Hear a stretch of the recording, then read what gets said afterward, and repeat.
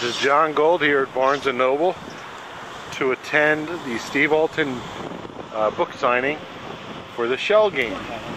Alright, and here we are at Barnes & Noble with Steve Alten, the author of the new book, The Shell Game. And there it is. He's also written a series regarding Meg. Can you explain a little bit about Meg? Meg is about the 70-foot, 70,000-pound prehistoric great white shark. Really? So that was a best-selling series. That was my first series. I noticed a lot of kids came here because they liked your reading. Why do you think that kids pick up on your writing? Because giant great white sharks that eat people are cool. Okay, but there aren't any great white sharks. Not brain surgery.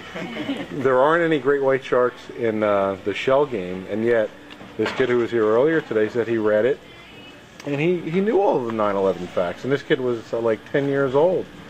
Well, you know, you start them off on Meg, and then they graduate to some of the other books, and then they become fans of your writing, and then so whatever you write, they're going to want to read. So naturally, he read all my other books, and so he took the number 8 book, which is The Shell Game.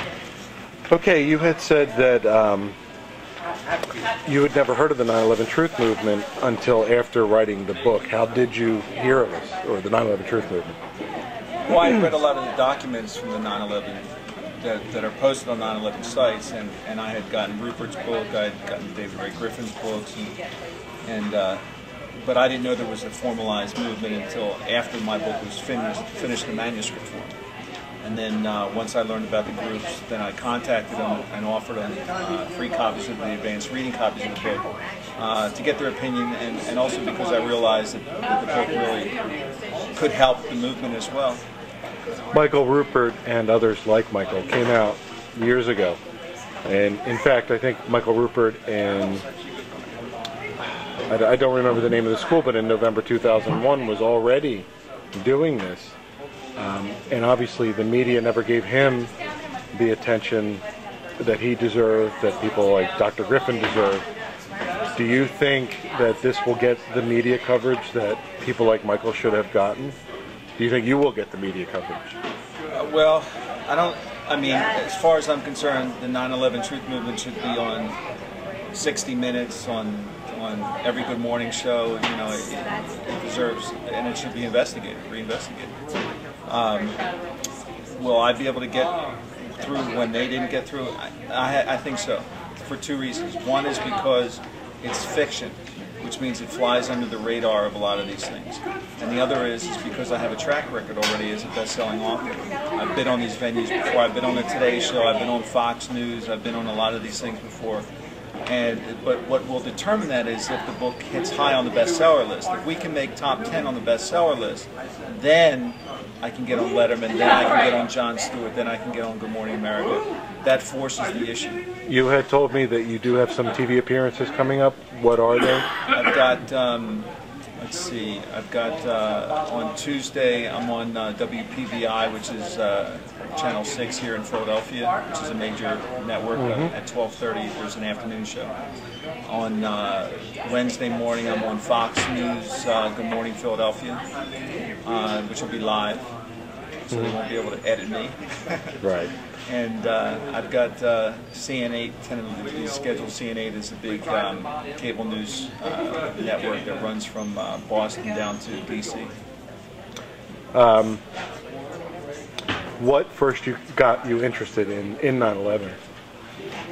It wasn't 9/11. It was actually what I was going to write a book about was the big rollover. What happens when we run out of oil? The lights go out, there's no food on the shelves, people panic, martial law hits. That was going to be the topic of the book. But then I started reading about 9/11, and then I realized the tie-in. And then eventually I got to Rupert's book, Crossing the Rubicon, and everything just fell in place like dominoes, and I had to make a choice. What was I going to write a book about, and what was I going to tell? Was I going to let it all out, you know, name names, Bush administration, Cheney, you know, put the blame squarely on who deserved it, or was I just going to write a fictional thriller? And I decided that I got to tell the truth. So I actually contacted Rupert when I was writing the book, and I said, I'm going to use a lot of the quotes in your book. I hope you don't mind. I'm an established author, and he didn't know who I was, and he said, go ahead, because as long as I'm quoting properly, it doesn't matter anyway. But I wanted to at least give him the courtesy of a call. Then when I finished the book, I sent him an advanced reading copy through his attorneys. He eventually read it, and he emailed me, and he said, it was sort of a joke. He said, "You asshole, I know exactly what you're doing, and I get it." And every night he was getting more intense and more intense, and finally he finished the book, and he said, "Where do you live? I'm flying down to see you."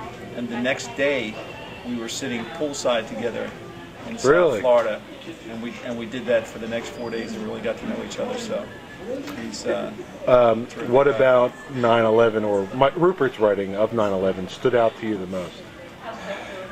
Just that you can't argue with the facts. I mean, he investigated it. Everything's documented. There's no argument here. This is an investigation, and it's case closed. We know who the guilty are. We know exactly what happened. Same thing with David Ray Griffin's book. Same thing with presentations like Richard Gage's is very impressive, and Dr. Stephen Jones, and there are so many important people that the 9/11, the Final Cut guys from Loose Change, the new one, the Reflecting Poll. All these are tools to get the truth out against the media that is determined not to let it out because it affects corporate profits. And what was impressive was last night on the Bill Maher show, John Cusack came out and said that it's straightforward, CNN is not going to cover these things because the board of CNN sits on the board of these weapons manufacturing companies, and they're determining what news the rest of us get to look at based upon their corporate profits, and that's got to stop.